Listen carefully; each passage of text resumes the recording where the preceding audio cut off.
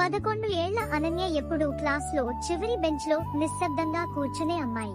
ఆమె ఎక్కువ మాట్లాడేది కాదు, ఆడేది కాదు, కేవలం తన చుట్టూ ఉన్నదాన్ని శాంతంగా గమనించేది. క్లాస్లో చాలా మంది ఆమెను గమనించేవారు కాదు, కానీ ఒక అబ్బాయి మాత్రం ఆమెను గమనించాడు. అతని పేరు రోహిత్. ఉత్సాహంగా ఉండే, అందరితో కలిసిపోవడాన్ని ఇష్టపడే అబ్బాయి. ఒక రోజు లంచ్ బ్రేక్ లో రోహిత్ అనన్య ఒంటరిగా కూర్చుని తన నోట్బుక్ లో ఏదో డ్రా చేస్తూ చూడాడు. ఆసక్తిగా ఆమె దగ్గరకు వెళ్లి అడిగాడు, హే, నువ్వేమీ డ్రా చేస్తున్నావు?